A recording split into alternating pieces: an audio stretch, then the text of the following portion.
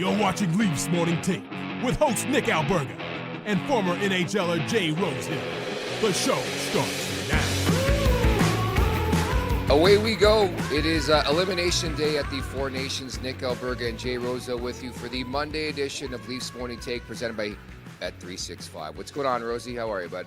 Elimination Day, scary. I know, man. There's been I gotta say, this tournament has exceeded expectations, man. I know that I think I might even have called it the Nobody Cares Cup back in October.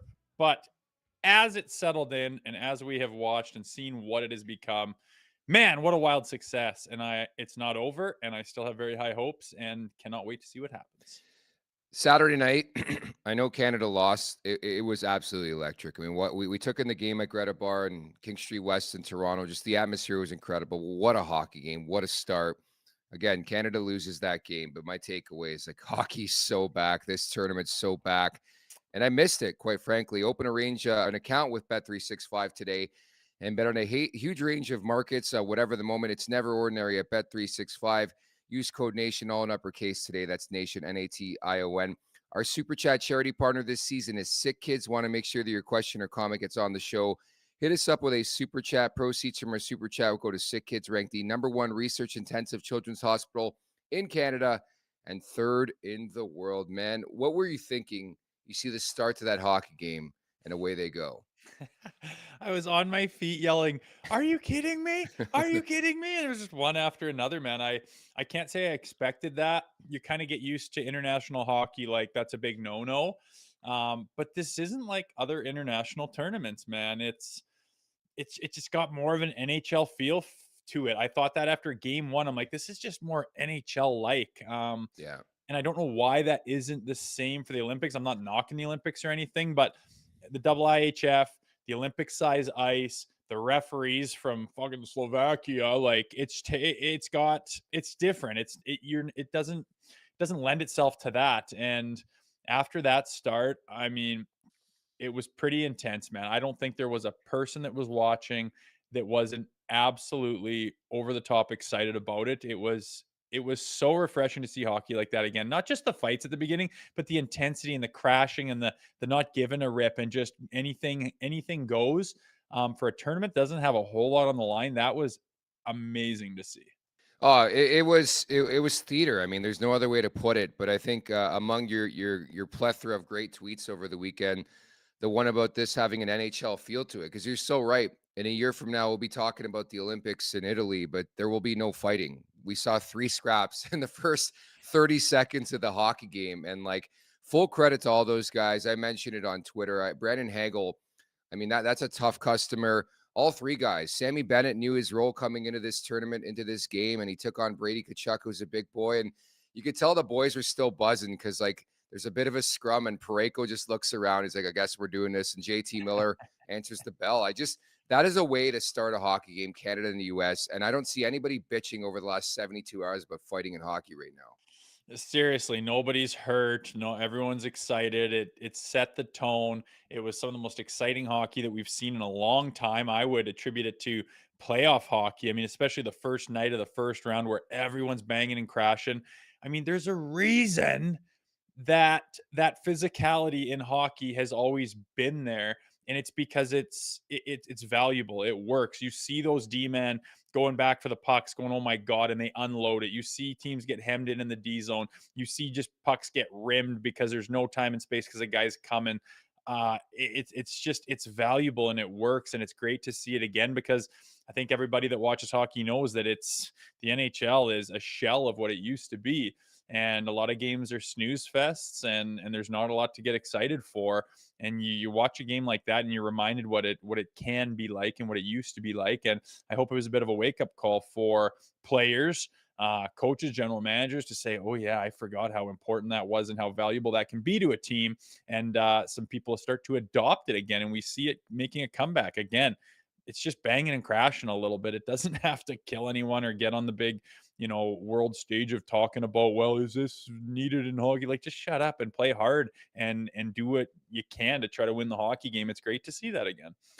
And we often talk, even from the Leafs perspective, of how infectious that type of play can be on a roster. And you could tell like how much both teams were buzzed by the initial scrap. And like, even again, I watched that scrap over and over again to start the game, and watching Brady Tkachuk. I mean, that was such a cool moment to see this guy's brother like steps away. And I don't know if you watched the video, but like the ref is trying to hold Brady back.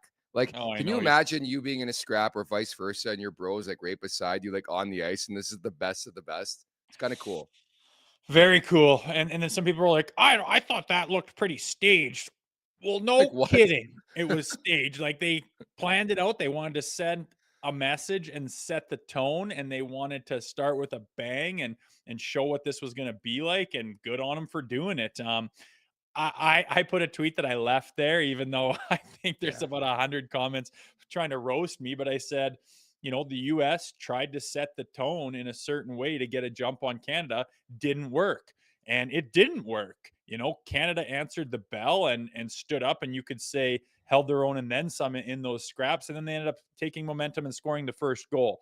In so facto, didn't work. Didn't say that they weren't going to win the game or anything, but their idea was to run Canada out of the barn. No chance. It was awesome to see those guys, aside from Bennett, guys that don't really do any of that, and understood the assignment, knew what needed to be done, and stepped up when they were put on the spot. That was awesome. Parayko as well, like Alberta boy. Miller tried to put them all on the spot there, and well, I guess I gotta go, and away they go. And he Yeah. did damn good against Miller, feeding those uppies. I loved everything about it. The intensity of the game was phenomenal. The result was a little disappointing, obviously, but still a chance at redemption for Team Canada. Fun weekend. And again, it's just one of those instant classics that I'll remember, quite frankly, 15 years from now. Like, it has that feel. I know a lot of people saying, hey, best game ever. I think in this modern day of NHL hockey, I think from an international point of view, it's pretty simple to pick that game. Again, so cool. Many thanks once again. Our first ever watch party at Greta Bar. Great turnout. It was awesome also to talk to some people who watch this show on a daily basis. Maxentius Decimus was there, made the 3-hour drive. KPG was there. So it's cool to put a face to these people. And again, we'll be throwing more of these watch parties as we move along.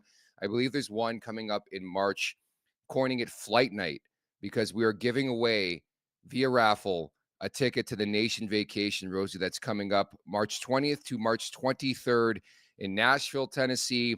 We're going to a Leafs game against the Preds. We'll be hosting a live podcast from all of you, for all of you at Love and Exile Winery and Bar in East Nashville. We'll do a winery tour as well. Hut's part of that. And then we're offering 2 packages, one with flights, $24.50 plus tax, one without, $12.99 plus tax. Hotel rooms are double occupancy. Pretty crazy. We're almost into March, Rosie. Like, I just, the trade deadline, I believe, is like 2-3 weeks away here. Ooh, I know. I think we've said it before. This last portion of the season is going to fly by. It always seems to. We're looking at the end of the dog days, which I always call January, February, and trade deadline, and then just complete ramp up to the playoffs. So once we get this Four Nations behind us, that will be squarely on our plates, and something to get pretty excited about, no doubt. For more information on how to book, head on over to nationgear.ca. That's nationgear.ca, or check out the link in our show bio. Life's too short for ordinary vacations.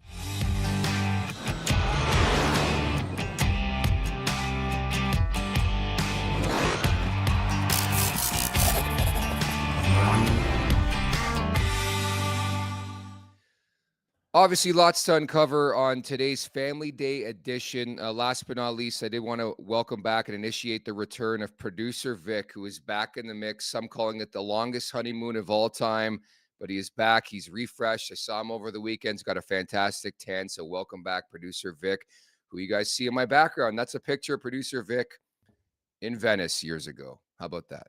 Yeah, that guy has had himself. I'm just texting him right now. He has had himself a couple of weeks. My goodness, a big fancy wedding. I got some FaceTime from the boys and got to see that, which looked phenomenal. And then 2 weeks in Africa, I am impressed. And now we got him back. The crew is back. The team's back. And like you said, lots to ramp up for coming down the stretch. Hell yeah. And we got another fun interview that we put together on Friday. And we love crossing things up here on the show. A little crossover. Max Scherzer, now of the Toronto Blue Jays, future Hall of Famer, one of the most intense people you'll find in professional sports. We had a chance to spend about 15 minutes with Max on Friday. big hockey fan, was in Washington when the Capitals won the Cup. A year later, his Washington Nationals won the World Series. That was pretty damn cool on Friday, Rosie. Pretty good couple of years there for DC. That's Yeah. nice. But yeah, it was fun to talk to him. I didn't know him. I know his background, looked him up a little bit, and my goodness, he's a big time player. So to have him in Toronto's pretty exciting. And then to pick his brain, he's a big sports fanatic in general, and that includes Yeah. hockey. So neat to talk to him, and that's a good interview. So stay tuned for that. It was he gave some good answers. It wasn't just the boring fluff. He thought about his stuff and is an intense guy, like you said. So cool to put a name to a face there and get to know him a little bit, and excited to watch him this season, as there's something to get excited about for the Jays here this year. Rosie and I were laughing because this dude is 40 and playing Major League Baseball. And like, we're both getting closer to that age. And it's like, can you imagine still being a pro athlete at that age? Like, it's pretty crazy. I was looking at his shoulder as we were interviewing him, going, how much torque has that thing had on it after I know. 40 years? How is it still holding on? How do you have any juice left? Especially for a pitcher, where any sport, you just get the day-to-day bumps and bruises. Your body starts to break down in general. That one bloody arm that's just throwing crank and heat for years and years and years. I don't get how it has anything left. It's impressive, though, the longevity, and we'll see if he's still got some mustard left. So Max Scherzer coming up in about 20 minutes here on Leafs Morning Take. Hit that like button, hit that subscribe button at the Leafs Nation 401, where you could do so. Leafs Morning Take, wherever you find your podcast. Make sure to leave us a 5-star review. And don't forget to visit theleafsnation.com. The one thing I did realize entering the chat for our show today, you got a beautiful new cup. Why don't you show everybody that, Rosie? This whole thing. Oh, baby. As the official sub of the Toronto Maple Leafs, check out Firehouse Subs for a limited edition souvenir cup that is perfect for game day celebrations. Available in select restaurants across Ontario. Fans can collect this team-inspired souvenir cup with the purchase of any sub combo while supplies last. Be sure to check out the brisket hat trick, the sandwich I took on Friday. We're filming a commercial. More on that coming up. It's a Canada-exclusive menu item. This hot and hearty sub is piled high with smoked turkey breast, Virginia honey ham, and beef brisket. It is topped off with sweet and tangy slaw, barbecue sauce, and mayo, and served on a toasted sub roll. Head to your local Firehouse Subs to grab your limited edition Toronto Maple Leafs souvenir cup today. So yes, Rosie and I, in separate locations, filmed a Firehouse Subs commercial. I am not a paid actor, Rosie. You probably nailed this. I did not. I don't know if I did or not. I'm excited to see it, but I was dummying this hook and ladder combo. And you know how on like McDonald's commercials, they're like, it's like, you didn't take a bite. I'm not stupid. I was mashing this thing, and the RJ's filming. He's like, Rosie, there's got to be some sub left. I'm like, we'll just pretend it's a 6-inch. I was dummying it. It's been a little while since I've been at Firehouse, but Yeah. my God, that was good. So yeah, check that out. Delicious. And again, you get to go home with that souvenir cup as well. It's in my background. Rosie's drinking from it today, so I appreciate it. And welcome aboard Firehouse Subs. It's the best time of year to join this podcast, the stretch drive to the trade deadline, the Stanley Cup playoffs, the nation vacation. Exciting times here over at Leafs Morning Take. So again, just a quick recap of over the weekend. It's unfortunate because two storied rivals in Sweden and Finland get together. And how about the Finns? Everybody's counting that team out. They're very depleted on the blue line, and they find a way to win 4-3 in OT. And it sets up everything you could have asked for, I think, if you're the NHL or the PA, that there's something to play for. The only thing I will say on this day, Rosie, I think the game should be happening simultaneously. Like, I don't think there should be a big pause, because there's a pretty substantial chance that the night game means absolutely nothing for Sweden and the USA. Yeah, like it guaranteed doesn't mean anything for the USA, but that's the way it goes. I mean, you can't really set up a tournament where, what if it did mean something? You got simultaneous games going on. You want to watch both. You're cussing it out, right? Like, why wouldn't you spread out your viewership? So that doesn't make sense money wise, but Yeah. it does mean something for Canada. I mean, if you want to look at it, we barely beat Sweden, and Finland beat Sweden. And really, you can crunch the numbers to say anyone can beat anybody, and Finland can beat Canada. I am terrified of it being a bit of a sleeper game, which these guys are way too professional, way too good and knowledgeable, and have too much character to let that happen, I believe. But it's just scary to think that, it's possible that you could go home empty-handed. And I don't want that. I want another crack at the United States. It's got to happen. So the boys got to be fired up this morning. It's this morning for me, 11 a.m. Yeah. start. Kind of a weird one, but very excited for it. I'm totally into this tournament, way more than I thought. Franco writes in that soccer style, and I agree, Nick. Yeah, they do that a lot in the World Cup, where if the two games are meaningful, they'll play them together. That's more so there's no match fixing, which is a big thing over in the football world. Cale G writes in, Logan Thompson not being our goalie is a travesty. We're going to get to that conversation. Drew Roger, I miss Price, and Arthas writing in, I expect him to dummy Finland, but that's the big story for me. Well, one of the bigger stories from Saturday is I get it. Binnington was not great, but they scored one goal. Was that a Hellebuck thing? Was that a Canada thing, Rosie? I think it was an America thing with the defense they were playing. Pretty I good. mean, they clogged that middle. They kept things to the outside. They had the lanes. They had the coverage. They had the gaps. They had the positioning. They didn't give anything. And I mean, you're talking about Connor McDavid coming on after Sidney Crosby, after Nathan McKinnon, after Martin. It doesn't end with that group. And, maybe their chemistry is not totally there, but I don't know. I'm wondering if they're going to shake the lines up a little bit. You can just see these guys. I noticed that they're all like the number one dude with making plays, and they're used to like initiating the play and then having supporting cast. And it seems like sometimes their supporting cast isn't there because the other guy is like an initiator and just isn't there. They didn't seem to be finding each other. And I'm wondering if you need to put like a Marchand type of guy to play with McDavid and to see if you can mix this up a little bit. But I'm looking for a big bounce back from Sidney Crosby. Interested in Cale Makar is going to play. Interested what the goaltending situation is going to be, but they don't have a lot of time. They got to figure this out, and they got to pull their pants up and be big boys and make things happen here. Today is the first step, and if they get by that, there's going to be a big one on Thursday. Just announced, by the way, if you're listening to this, we're less than 2 hours away from puck drop. Jordan Binnington is going to start for Canada here. Okay, not surprised. I tell you, like, you're totally right. We only scored one goal. You're not going to beat the United States in this tournament with one goal. But that first goal, that Gensel goal, I can't even watch it. It hurt so bloody bad. It was so soft and just destroyed them. It was the difference. And as many good saves as Binner made, we're used to that in Leafs Nation, right? A game with tons of great saves, but there's that one that killed you, and you need that one extra save. Yes, Hellebuck was great. I don't even think we tested them all that much because their D was so shut down, but you need, I get staying with Binner. I don't think you can throw Aiden Hill into the fire cold and just chuck him into this thing. I think you'd have to have more reason to do so, but he's capable of making the big saves and playing well, Binner. He just can't have a softie. You can't have a softie. And here's an opportunity against Finland to get your confidence back and have a real big performance. This K writes in shades of Samsonov, and man, that's exactly what I thought. I was there for the Trent Frederick goal in the playoffs last year. I'm like, that just cannot go in. Why can't I just watch a team that can get a fucking save when it matters, man? Like, you are now, bro. Yeah. This year, you've been watching. Yeah, but again, that's a whole other. We're going to get into the Leafs conversation. Trust me, I carved out some time in today's podcast to discuss. There are Leafs players playing in this tournament, right? I think they are, right? Right.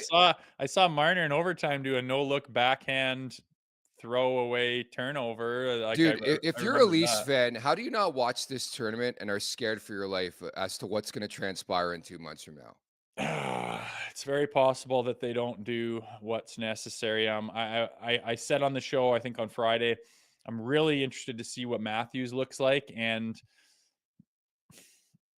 I'm not noticing him out there. Some people are trying to grasp at straws, saying, "Oh, he was of both ends of the ice." Like, I didn't even see 34 out there, except for a couple times, which is a specialty, where he jumps on a loose puck, someone feeds him, and bang, it's that one timer. And I don't see Austin's shot this year. I don't see him having his shot. He's missing the net. He's putting in the breadbasket. He's hitting the side of the net. Last year, he was burying everything at will. It didn't matter if he was on balance, if it was on his good side, if he was a rolling puck. He just labeled everything. Now he gets the perfect setup, and he's not even hitting the net. It's concerning, no doubt. I don't want to make this into a big negative Leafs pod, but not seeing enough out there. Neither of those players in Mitch and Austin are the guys that just break through and lead the charge and say, get on my back, where they go wave after wave after wave and are just relentless. They're more pick their spots kind of guy. And if their spots don't come, they look like ghosts, and it's concerning. Yeah, I'll Yeah. say a mild concern, but I did want to see how these guys, if they could step up under the bright lights of this Four Nations tourney with all stars all around them, and they just blended in. Matthews, you're right. I didn't notice him against. I just did not notice him. Marner's had some flashes, but you're playing with Connor McDavid, man. There is no bigger garden seat in the National Hockey League, and you get the chance to play with Connor McDavid, and it just hasn't been there. And unfortunately, this tournament's too short. They're going to roll with these lines and live and die by the sword. But I just need something extra, man. These games are like playoff games, and it's all just perimeter bullshit and behind the back. It's just not going to work come playoff time. And it's like we've seen this movie before. Not going to be negative about it, but it does bring flash forward, signs to the Stanley Cup playoffs. Something we've seen before from these guys when the games get intense and on the line. Yeah, and there was some flashes of Maple Leafs playoff hockey there, right? Where you're super jacked and maybe you even get the lead and things are going well, but your fingers are crossed the whole damn time and your teeth are gritted, and all of a sudden, the team comes back and it's like, "Hey, we need one." And it's just like just waiting, waiting, waiting, waiting. How much time is the third period? Okay, 10 minutes, I 5 minutes know. left. They're gonna score 2 minutes left. Fucking empty net. No, it's over. And they just Yeah. didn't do it. They just, what happened? Like, you just waited for it to happen, didn't happen. That's Leafs playoff hockey that we have come to know. Not saying that's what's going to happen this year, but it was shades of that. It was familiar feel in that Canada USA game where you lost 2-1, 3-1 empty netter. And you're looking back going, how did these players not penetrate or convert one of those chances? Frustrating, no doubt about it. I hope it's not indicative of the Leafs this year. They seem a little different, but yeah, it was big for me to see, especially Austin, what he had and what he could do in a game where a lot of pressure was on, a lot of glitz and glamour, and the light was on you, spotlight. You want to show you're one of the best in the world, and I just didn't see it. Drew Roger writes in, and now we get to play in the TD Garden, the House of Horrors I know. for Leafs Nation. But I get the positive I can grab. A Leaf is going to win something substantial here, unless Finland comes out of nowhere and wins this tournament. So I'll be happy Imagine with that. that'd be that wouldn't be on too many people's bingo card, but I know. so far, I mean, the table's set for it to be an absolute classic. I do not think it benefits Canada going down to Boston whatsoever. They are ruthless there. They are going to be loud. They have been waiting and chomping at the bit. I think now they realize how big this tournament is. They had a huge viewership down in the States, and that place is going to be bananas. It's not doing Canada any favors. So you got to be prepared for that. You got to be ready, and you gotta step up to the adversity and find a way. From Binnington to the D-core to the big boys, you got to get something done, and you got to find a way to beat this team. And again, we're not even against America yet. You got to get the job done against Finland here in about an hour and a half. The second guessing is pretty remarkable too. Like everybody's picking who they would have wanted on the team. Oilers Nation up in arms about Zach Hyman not being there, Logan Thompson. But again, like you don't know. Like the first game, they look pretty decent, and there's always going to be those type of players. But I was even laughing. Like imagine Marner and Matthews drop the gloves. That'd be awesome. There's not a chance. Well, there's a Nothing to chance do with for each other, dude. Chuck and They drop Bennett would the have ball been in the the more same. obvious choice as opposed to Hagel, right? But that's not happening. That's the funny thing about these tournaments when there's actual current teammates playing against each other. Yeah, it's like, do you think these guys even looked at each other once? No, I don't think they look Even at like anybody, Willie, like man. what's been your take on Willie so far, man? He's been like I blended only in. watched Sweden. I only Yeah. watched the one game against Canada, and I didn't notice him too much. I don't know. There's a lot of good players. There's a lot of people to overshadow you. You're playing against a lot of good players. It's hard to stand out. But aside from Mitch's goal in overtime against Sweden, I haven't noticed a whole lot. But I mean, you could point to Sam Reinhart, and you could point to different Yeah. guys to say, well, I haven't seen a whole lot out of that. It's not like everyone's going to stand out. Of course, we're going to put a magnifying glass on Mitch and Austin and Willie.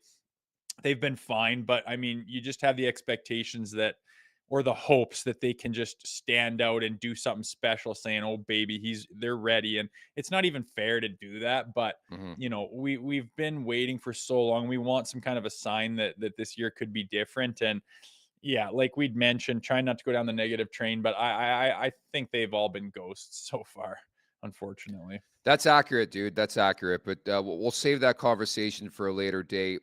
I just love how we're making up rules at this tournament too. Like the whole Thomas Harley situation. Like, did you see that video, that picture of him being a cuck at practice? Like he was like behind the door and he couldn't step over the line, and now apparently he's able to play in this tournament. Like, there's I some didn't see things to that. clean up. Yeah, What's there he was standing behind the door of the line? What's that story? I don't get it. no. So like Canada was practicing, and there's like a picture of Harley wearing a Canada jersey, but like he is like sort of in the hallway, like he's not on the bench because I think there was a rule that he wasn't officially. I don't know. It was Oh so god. confusing, man. Uh, And yeah. well, when you lose a couple of D-men, it's kind of unexpected, right? So, like, how many guys do you bring on this trip, and how many guys do you have on the roster? It's kind of difficult, and I don't think anyone expected in a short tournament to lose 2 D-men like we lost in on Team Canada. But whatever you gotta do. I could care less. He ended up playing. You need a body, you're gonna get a body. Not ideal for Canada, but we'll see what it's like for today. I'm interested if Makar is gonna play. I have a feeling he's Yeah, gonna be you, a you game were on a time. tweet storm over the weekend and you called out the best defenseman on the planet. Please break it down for us. Well, I'm sensing that there's an underlying issue that they don't want Has to. to touch, but you have the flu. Okay, you pump an IV, you get a bunch of Tylenol cold and sinus in you, and you snap to it and you go and you play. You are better at 65% as Cale Makar just to move the puck and work the power play and be in the middle of the ice in your positioning than most guys in the world. Why don't you play with the flu? I've played with the flu. By the time you get your on the ice and you're all juiced up on whatever the hell you can get in your body, you can play and it just goes away and you just battle through. People are like, "Oh, you could get the squirts in your pants or not." No, you don't eat a whole lot and you squirt your brains out beforehand and there's nothing left to squirt. I don't know. I was a little disappointed, but I do start to get the feeling there's an underlying injury, which they did touch on now since yesterday. And I think that he's a little bit banged up and he must be for him not to be able to get in that American game being who he is. That's my biggest thing. It's not that I think he's pulling the shoot or anything. I'm like, how sick do you got to be to not have to be Cale Makar and not play? Like, do you even know how important you are to this team and how much of a difference maker you are? A little bit disappointing, and they missed him. Yeah, and again, we've had this convo so many times, like injuries or lack of information actually hurts the player sometimes in the perception because you're not the only player, not the only person, I should say, who thought the exact same thing. It's like, man, you have the flu and it's Canada US on a Saturday night for the first time internationally in like a decade. How are you not playing? But again, Cale Makar is a gamer. He's a winner. He's the top defenseman on the planet. Like if he can play, he's playing. I think you're so right. There has to be something underlying because again, we're not making much of like the skate yesterday. It's only, I think it was like only Konechny and Makar on the ice. Like, why would you be skating for like the flu? Like you can easily just take a morning skate, get back out there. It's a conditioning thing, maybe, but there's clearly something going on with Cale Makar here. Yeah, I can see that as just to get the blood going into the legs and the muscles again and see how much power you got in your legs. I get that when you have the flu, again, I've played with the flu and I'm a hell of a lot less important to my team my entire career than he is to this one. And it would make more sense for me to sit out than him. Again, that's my thought process on that is how important is this guy to even play if he's at 65%. And I know when you have the flu, you go to push off with your fast twitch and your acceleration, you don't have a lot of power in your legs, but so what? You're still Cale Makar, so you're not going to have that acceleration and that power. You still need to move the puck out of the zone. You can work the PP, you can be in your positions and take away lanes and passes. You're Cale Makar. I just don't. I starting to lean towards. I think this guy's hurt as much as anything, and they're just kind of blaming it on the flu because something else is going on. Producer Vic just brought a really good tweet to our attention. Hit that like button, by the way, at the Leafs Nation 401. Like and subscribe, pretty please. But Don Cherry, I mean, he's not tweeting this stuff. He's got a team probably. But I thought all the sweethearts wanted to get fighting out of the game. And there's a picture of JT Miller and Colton Pareka going after it. He's so right. There has been absolutely no narrative in the last 72 hours from anybody who watches hockey about fighting. There is a need. The coaches backed it after the game. The players were jacked up. It was like a throwback night, Rosie. Like I'm still buzzing. And it's like an afterthought, weirdly, that the score in that game, just to get that level of hockey was just amazing for me. And like on the networks yesterday, they could not stop talking about it. Like they barely mentioned Connor McDavid's like blow the doors off everyone, catch the best goalie in the I world, know. cheating to the far side That and was leaving the whole disgusting. short side backhand top titty open. Just disgusting. I was like, oh my God, this is the dream scenario. It didn't hurt that Bet365 had a nice line on Connor McDavid getting 1 point, which I mashed as hard as they would let me. That didn't even get any airtime. It was a shove that under the carpet. Who cares? They were talking about those scraps the whole time. There's just something about hockey and scraps that everybody loves. And again, I blame the media circa 2010, 11, 12 for just creating such a storm they couldn't hide from. And it ended up, you just don't see it anymore in the game. Like, what have we had 2 fights the entire season with the Toronto Maple Leafs, and they're supposed to be this new rough and tumble team under Craig Berube? It's fucking embarrassing. You used to have 2 fights a game, and it just laid the table for intensity. Like after that start, how they were throwing the body and trying to get a guy and FU, and after everything, Chuck's giving little cross checks between the whistles, little scrums here and there. It is the greatest thing in the world to watch. It's the greatest thing in the world to play. These players wouldn't be such pussies if they actually played that style of hockey and realized that no one's getting hurt out there. It's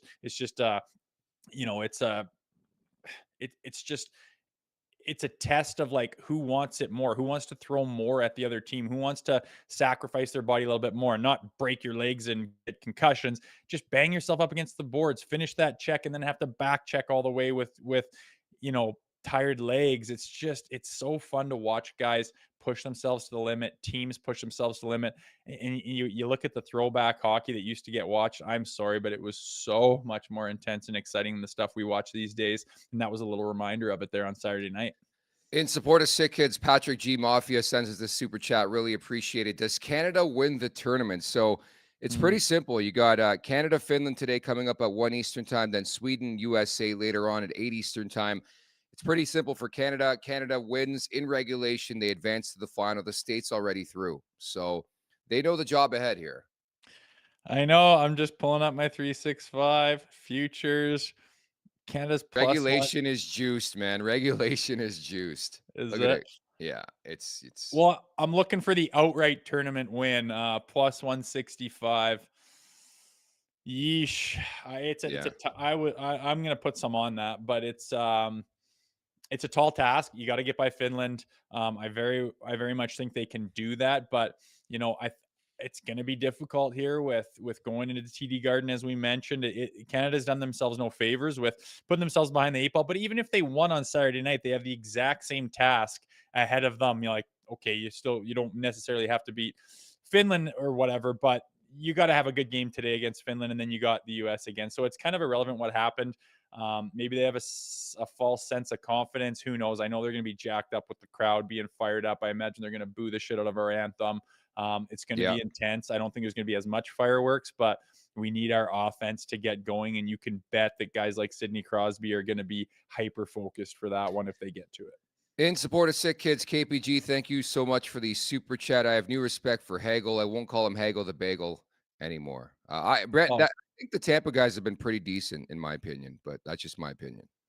Everyone's been awesome, man. Well, Marner Canadian has guys. Yeah. Scored the overtime winner game 1, I guess. 3-on-3. It's a skills competition. Great. Yeah, awesome. I know. It's Sidney it's Crosby been awesome, passing man. the puck. The Team USA is unbelievable. They have adopted a Canadian mentality of playing hockey, and I am no higher on anyone else in the entire league than the Tkachuk brothers. I think I've said openly on here and other pods that one of the top couple of guys, if I were to start a franchise and build it around someone, it would be Brady Tkachuk. He is so skilled. He is such a leader. He's got such guts and balls, and he plays hard, and he's got a Canadian spirit all about him, and they just happen to be American, but that team's deadly too. It's why it was so damn fun to watch on Saturday.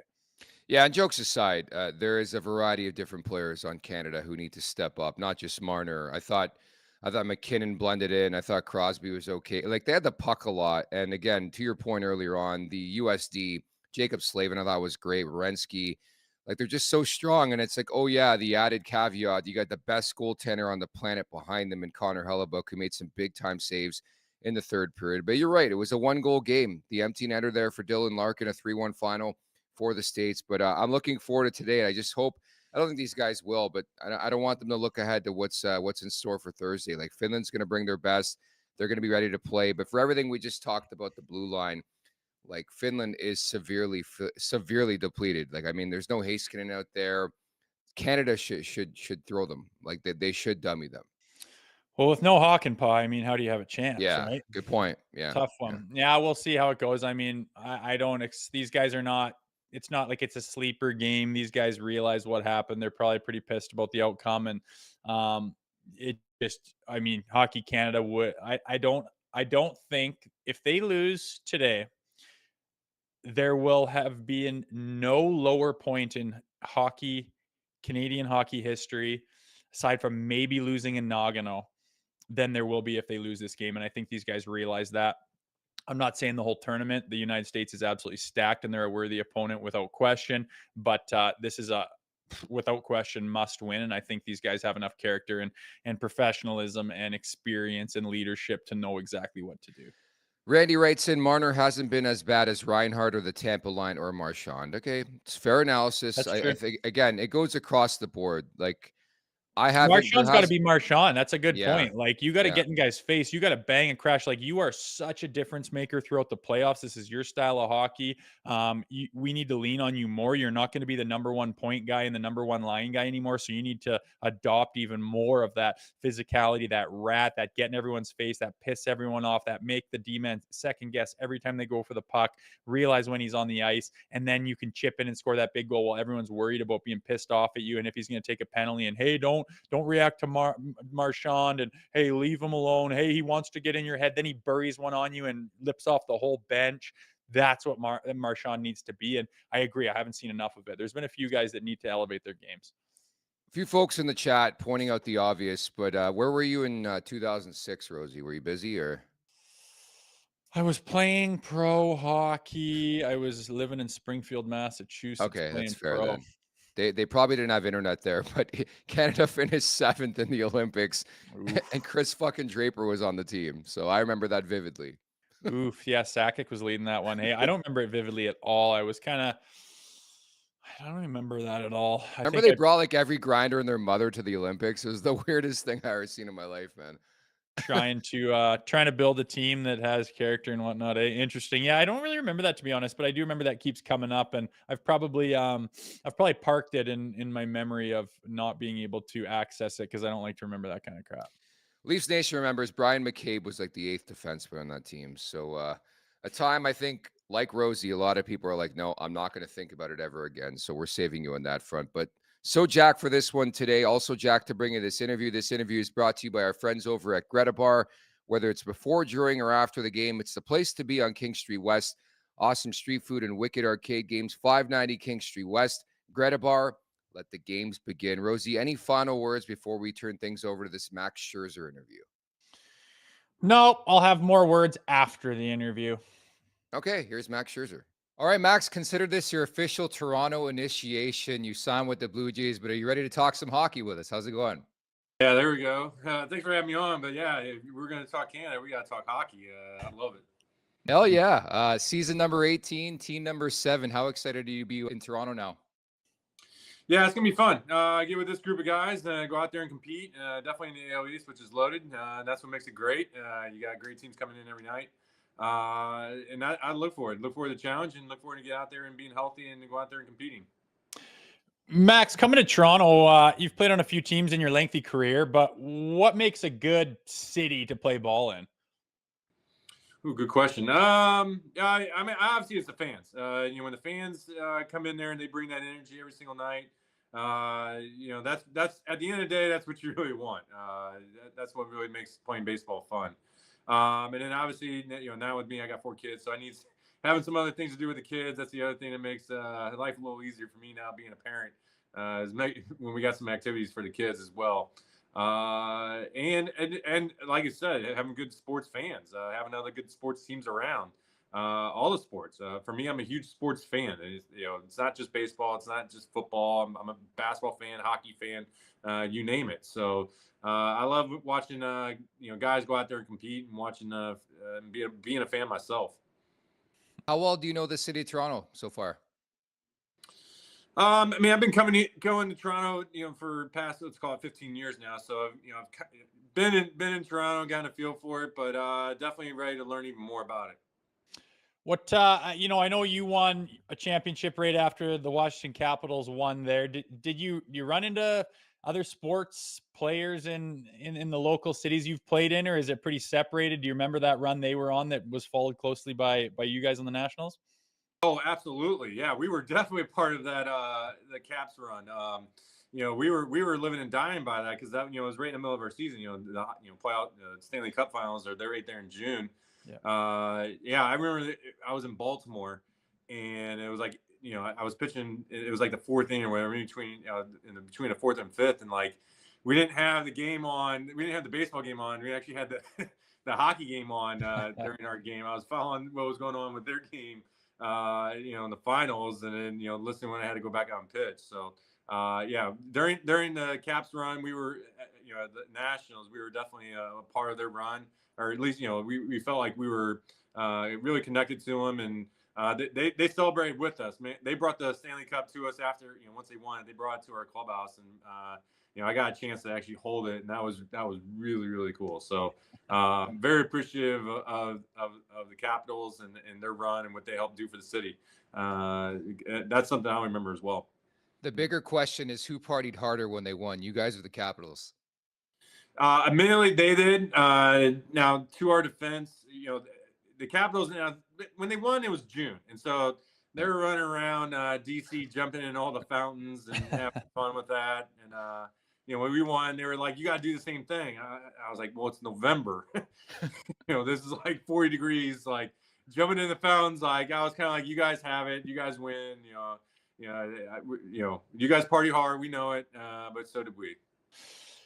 Speaking of that, when I was in Toronto, I went into the Jays clubhouse before, and I was kind of shocked at how laid back it was, and the managers kind of buddying, and the guys are got their feet. It's just kind of chill, and I realized, well, you got to play every single night, and it just kind of creates that culture where football, for example, it's always run here, coaches yelling and everything, and just different cultures. Do you ever think about what it'd be like to be an athlete for a different sport, and what are some of those differences that you notice?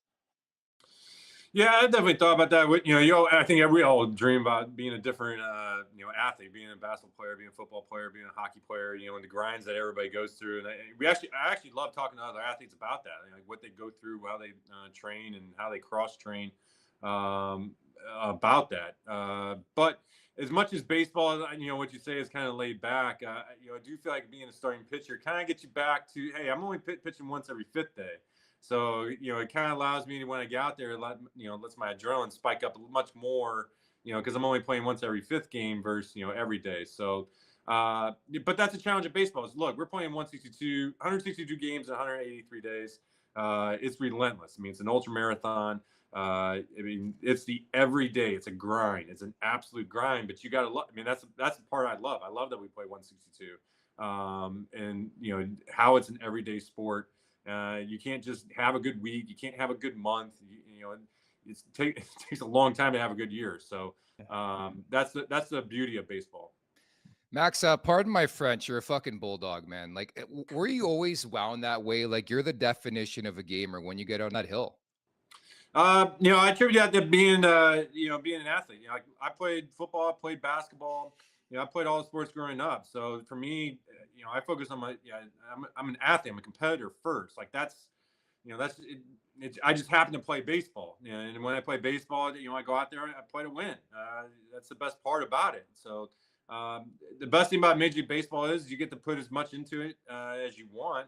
And it's a year-round type of kind of mentality. I mean, when you're at this professional level, it takes absolutely everything from you at all times of your life, in season, out of season, off season, you name it, to be at your best. And so I enjoy that. When you get to apply more effort into it, it makes you a better pitcher. So I've gotten to see the results because of that. I've always been curious, Max, with starting pictures. Like you mentioned, you only play every 5 nights. On the other nights when the team's playing and you're not, are you kind of in la la land, or do you stay in the zone, or can you even stay in the zone for as long as the season is, like you mentioned? What are the differences between on a game day where you're playing and one where you're not? Yeah, I mean, yeah, they're both completely different. On game day, I got my whole routine of what I'm doing between, preparing and, the whole 9 yards. The other days, I'm definitely doing my routine. I'm definitely getting my work in, whether it's running, lifting, throwing, you name it. You're getting your work in, kind of my work hours, between what's called between 2 and 5 p.m. Of get what I need to do that day, to prepare myself for the start.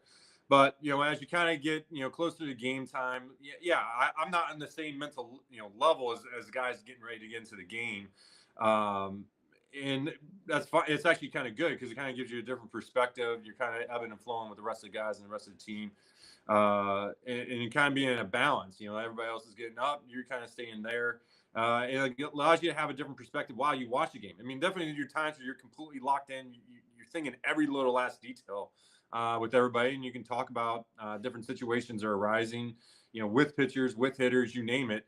But there's other times where, because you're not actually in the game, there's times where you get to mentally kind of check out a little bit.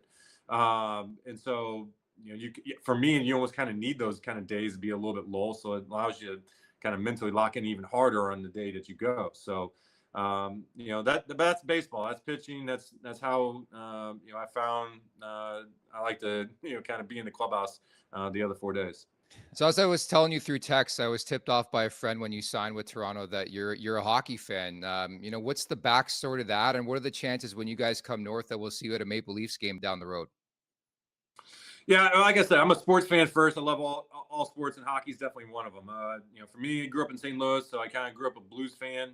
That came through, and then I got to DC.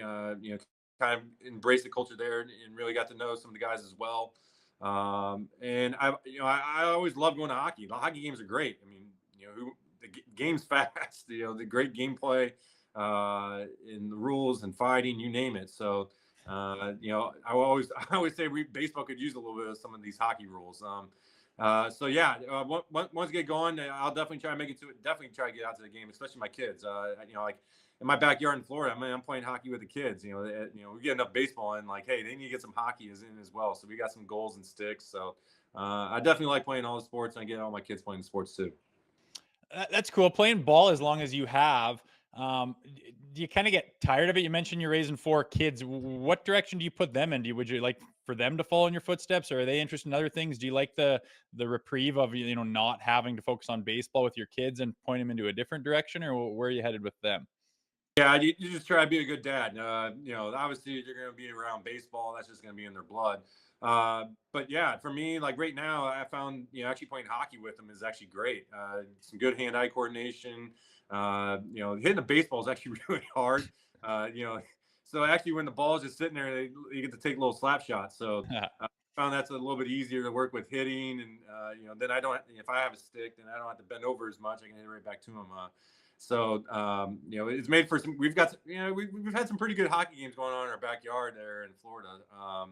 With the wiffle balls, we turn the baseball wiffle balls into hockey pucks, and we just have fun with it. So for me, it's just have the kids be active, play sports, don't play sports, just have fun, be a good dad, just let them be kids. So Max, as you know, hockey players very superstitious, but baseball players above and beyond that. I played ball growing up. I remember I wouldn't step on the fair foul lines. Like it was, I don't know why, but every start wouldn't touch it. Are you a superstitious guy? Extremely superstitious. So superstitious I don't even like talking about them, because I feel like every time I talk about one, then it doesn't work anymore. So, I'm sure hockey guys are superstitious, but I promise you, baseball's even worse. I mean, I see guys that have to do some of their ticks, and like it's crazy what we're all doing. Like, hey, that's just what it is. Like, you got to do your little routine, whatever it is. I mean, something really stupid, but it makes you, if you think it works, you've got to do it, and you can't change it. And there'll be something, even in your day-to-day life, you'll catch yourself doing something in day-to-day life that like you did, and then you have a good game, and then you're constantly in your day-to-day life having to try to find these superstitions as well. So Yeah, that's definitely a livable ball player. Is there anyone you've played with in your time that stands out? You don't have to name names, but what's like the wildest thing that you couldn't believe a guy has to do? Oh, I don't know. Yeah, I mean, one. I mean, the easiest one is what everybody eats around different things, but you know, yeah. I don't have it off the top of my head, You but don't want to put what anyone we under can the bus. say out there. But yeah, I mean, it gets out there, but it's just the way it goes. Max, a good question that just came to mind. So I don't know if you've been following. There's like a four nations face-off, four nations getting together, Canada and the U.S. getting together here. But as you know, the great thing is Canada played the other day. Sidney Crosby, who's just like a legend, picks up 3 assists. As somebody who's a bit longer in the tooth, who's seen some things, what's that transition been like from a guy in the peak of your career now it's sort of in the twilight, and how the differences last there? You just appreciate the game just that much more. I mean, yeah, this is awesome being able to be 40 years old and playing baseball. Yeah. It's something you almost always dream of. So, even though I'm the really old guy in the clubhouse and I'm the same age as the coaches and everything, I just wear it as a badge of honor now. That I'm actually lucky that I get to still play baseball at this age, and you just appreciate all the little small things with it, and that you still have a chance to go out there and compete, and that's the best part. You know, the Maple Leafs right now have got 2 young goalies that are really standing out in that market and showing up with some pretty wicked performances consistently. Do you see any similarities between goaltenders and pitchers, being as they kind of, based on their performance, can always be the difference between winning and losing? Yeah, it's kind of like the defense wins championships kind of model. The goalie's kind of that the last offender. I mean, they're the everybody looks at them kind of way everybody looks at the pitcher. Pitcher standing there, they're the only ones holding the ball, and they're the ones attacking the other lineup. The pitcher against the other 9 hitters, and it's the goalie against the other team. You know how that all works. So yeah, I mean that's some similarities. Definitely get that. That train of thought, and but like I said, I love watching all every facet of hockey. The defenseman, this, that, penalty kills. Just watching how the sport, how everybody competes and how everybody thinks around it. That definitely it's fun to watch. What are the chances, Max, that we can make you a Toronto Maple Leafs fan? The captain of the Leafs, Austin Matthews, now the captain for Team USA. Have you met him before? I haven't, but I mean, let's get the Blue Jays over, to and see some, get the teams kind of mingling a little bit. Hopefully, rub off on each other. Hopefully, the fans rub off on each other. That's kind of when the magic happens. Mm-hmm. Are you used to playing in cooler climates? Obviously, the dome retracts and closes up, but is it going to be a little bit different having a Canadian winter this year? I guess it's through the summer, right? But it's still pretty chilly right around now. Yeah. I've played a lot of cold weather baseball games in my life. Growing up in St. Louis, there was definitely, again, thinking some really, really cold weather games, baseball. So I think I'll be okay. And pitching in Detroit, some really cold. I mean, Detroit's right next to, kind of in the same parallel here as Toronto. So I've definitely pitched in some really frigid games before. So having Toronto be in a dome, play baseball at least in a dome, that's good enough for me. Max, just a few more for you. One of my favorite baseball movies, for love of the game, Billy Chapel. To use that as a comparison, where do you feel you're at? Like, are you going to be out there for 5 to 7 more years? Are you in the 7th inning? Are you in the 8th inning? Are you closing it out in the 9th? Where are you? I wouldn't necessarily look at it like that. I'm taking it year by year. You never know how you're going to feel after each year. You never know how, what stage of life, how things are going. Kids are in school. How's family life? Friends on teams. What teams can win. I'm playing to win. I'm not just playing to play. I'm playing to win. The moment I can't be a part of a championship caliber team, then I'm not going to play anymore. But I definitely still had that belief that I can be a part of another World Series caliber team, and that's the goal, that's the mission, and I'm out there to go compete for it. Such a gamer. We'll leave with this. I love what athletes do behind the scenes in the community. Through your Hall of Fame career, you've done a lot in support of animal welfare and dog adoption. Got anything planned so far for Toronto here? Yeah, my wife and I will definitely look at it to see how we can do something in the community there. That's one of her specialties. She loves that. I love dogs well, so it's something that we'll definitely look at. And I'm sure once the season kind of unfolds, we'll come up with a plan and do something creative and fun because I think everybody loves dogs. You're the best. Welcome to Toronto. Really appreciate you doing this, man. Hey, appreciate it. Thanks for having me on. Thanks. What a beauty. Max Scherzer of the Toronto Blue Jays. And as producer Vic reminded me about 10 minutes ago, it's also the day Vladdy Guerrero, the star player of the Toronto Blue Jays, has given today as the final day he'd be open to talking contract extension with the Blue Jays. So a pivotal day in Blue Jays franchise history, because if he ain't signing today, he's cooked. He's done. They're going to let this guy walk. Yikes. Superstar. I don't know. All I know is that Max Scherzer is going to be an integral part of the Blue Jays this season. And if I know one thing, it's baseball, baby. Let's go. He's not. He's going to be like the 5th starter on the team. But he's a wicked dude, though. That was a good interview. I watched this guy already, so it's a reason for me to watch now, anyways. Yeah, I think it's going to be infectious. Him rubbing off on the team, he's a winner and stuff like that. So looking forward to that, and appreciate Max Scherzer for dropping by, talking some hockey as well. It's time for the last call, brought to you by Bet365. Open an account with Bet365 today and bet on a huge range of markets, whatever the moment. It's never ordinary at Bet365. Use code NATION, all in uppercase today. That's NATION, NATION. What are you looking at today, Rosie? I think there's going to be a bounce back for your Sidney Crosby after, that turnover on the winner wasn't ideal. The lane wasn't there, and I think he knew it and said he's got to be better. He is a guy, is he ever going to respond? So I got him at 2+ points at plus 220, which means if you bet $100 and win, you will get $220 back. Also, if you bet $1, you'll get $2.20 back. So it's a nice little value there, and I'm betting my money on Sid the Kid with some good value. More so my look is the $1 get $2.20 back. But I'm going to play the Nylander ATG tonight.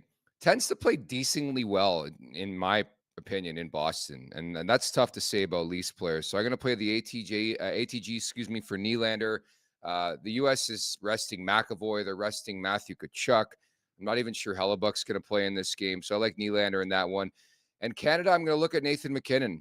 I would play the shot prop. I think McKinnon's DNA is going to be all over this game. And I like Canada to win this game and set up another matchup with the States on Thursday.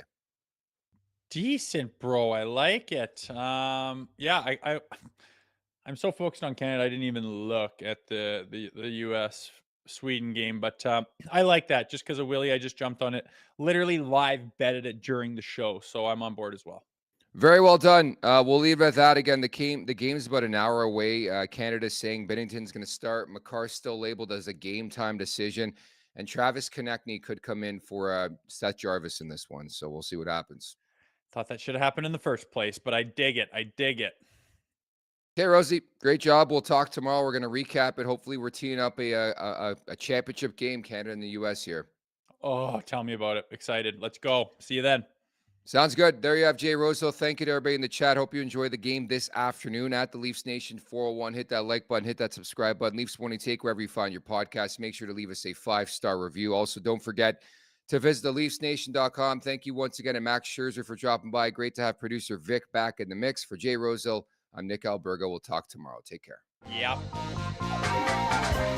Make sure to check out more of our content right here on the Leafs Nation YouTube page. We got long-form interviews. We got clips. We got epic rants by Jay Rosehill. We simply have it all. And don't forget, you can find out much more at theleafsnation.com. Thanks so much for watching.